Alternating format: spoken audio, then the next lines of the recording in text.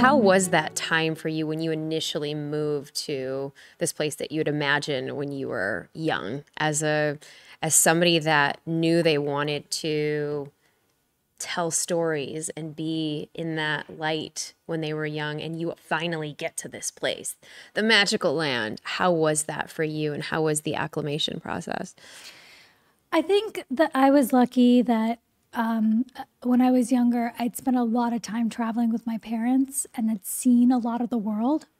So for me, the idea of moving to another place was not as big of a mental block as many brave kids who like leave home for the first time. I studied film right out of high school in New Zealand. I went and I studied at Auckland University. I thought I wanted to be a nature filmmaker, like for Discovery Channel. Fascinating. So I was born on Earth Day. Earth Day is my birthday. Aww. So I have this Mother Earth thing. And so I'd gone to New Zealand to study like ecology and got a photojournalism degree and a film degree. It's a beautiful place to study. And then had gone right from that into my business program.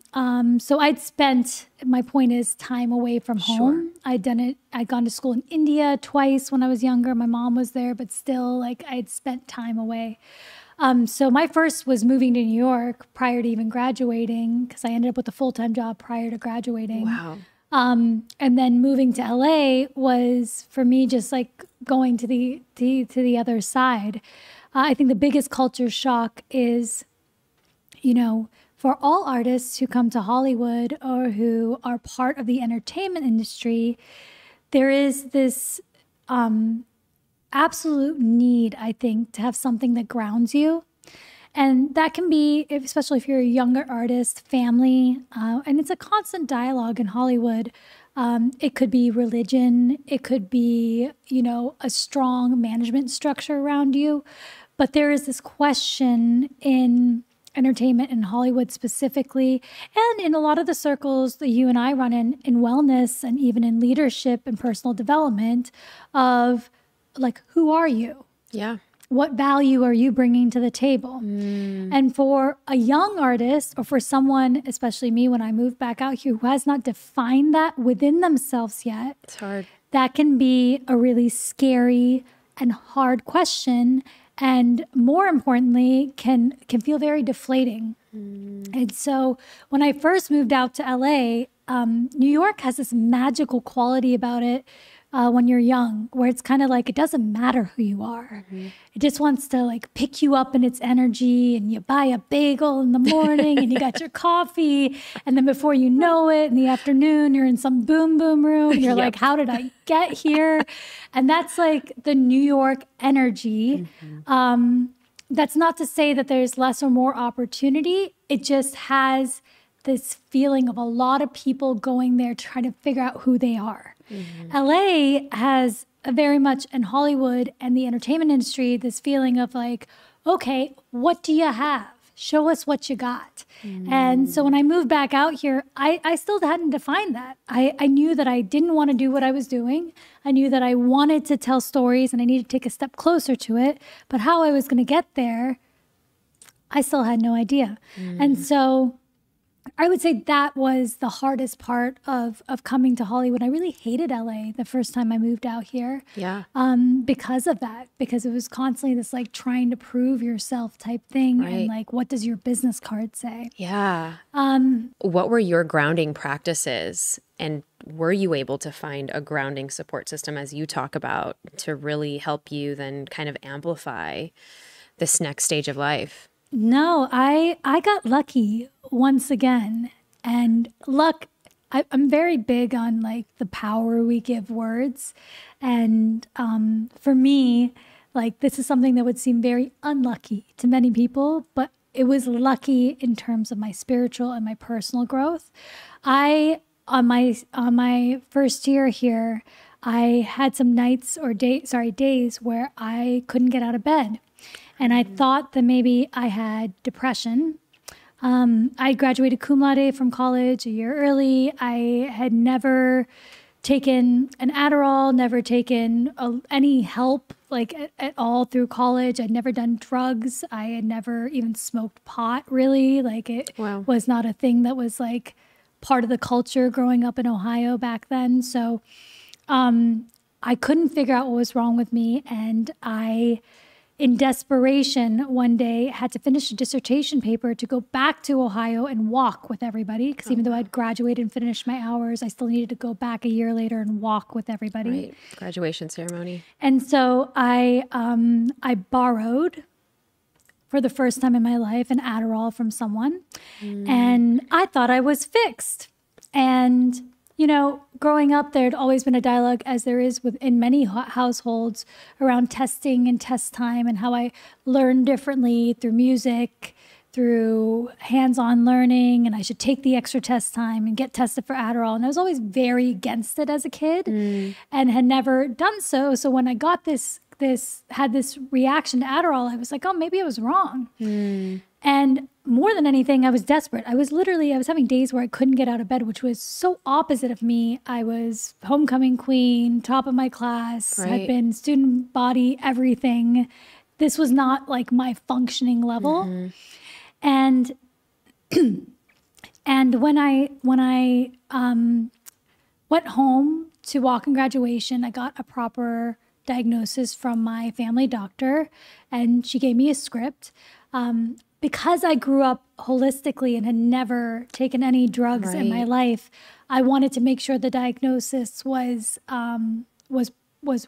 correct. Right. So I took the time. I went to a comprehensive center in Ohio to get properly diagnosed with ADD. Wow. Which happens in the Midwest. And when I did my diagnosis, they were like, oh, there's this weird thing with your working memory, but you absolutely have ADD.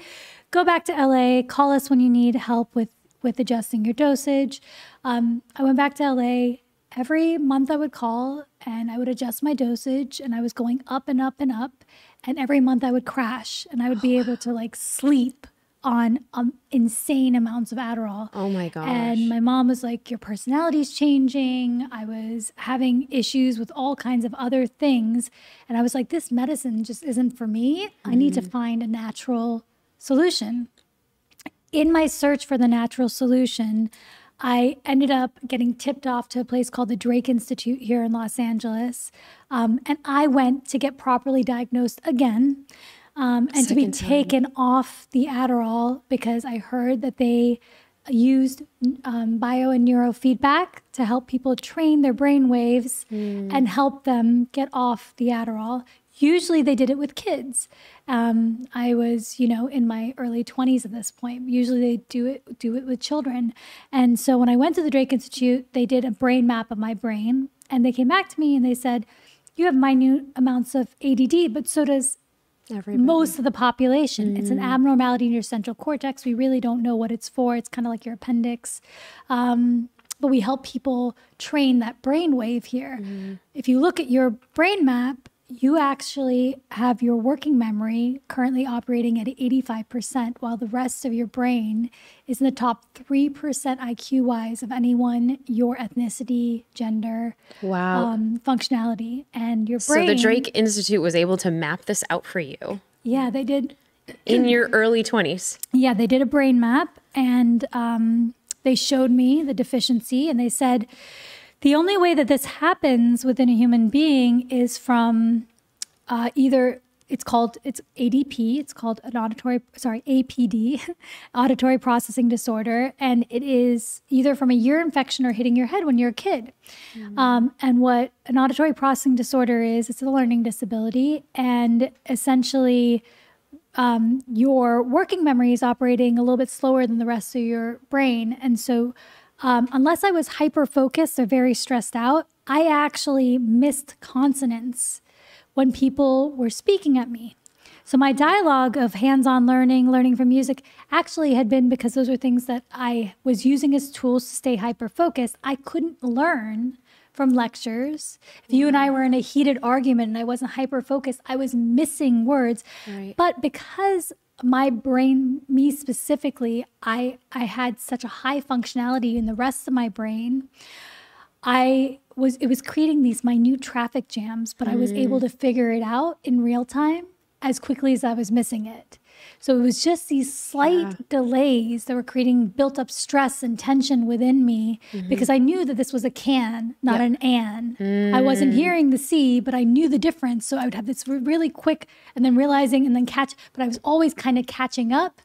And I had no idea. And he said, it's amazing you made it this far. Like it was going to catch up with you eventually, because what happens when your brain has an imbalance in some way is that your body starts trying to control other things to make up for the fact that it can't control or fix that brain wave. Sure. And so if we look back at my life, I actually had control issues in every phase of my life growing up, from when I was a kid all the way to when I was adult.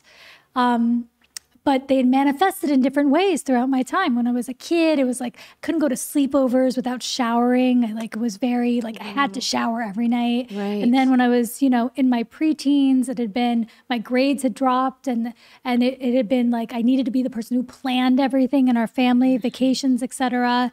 And they were like, oh, it's because of hormones. They got me some tutors. We were fine. I got into high school. Then my knee broke. So I missed that whole year. So when I was bad at languages, it was like, oh, it's okay. It's because she missed the whole freshman year of languages. Her grades are okay and everything else. So we had just been making excuses and not realizing there was an underlying problem. See you next time at the Brave Table.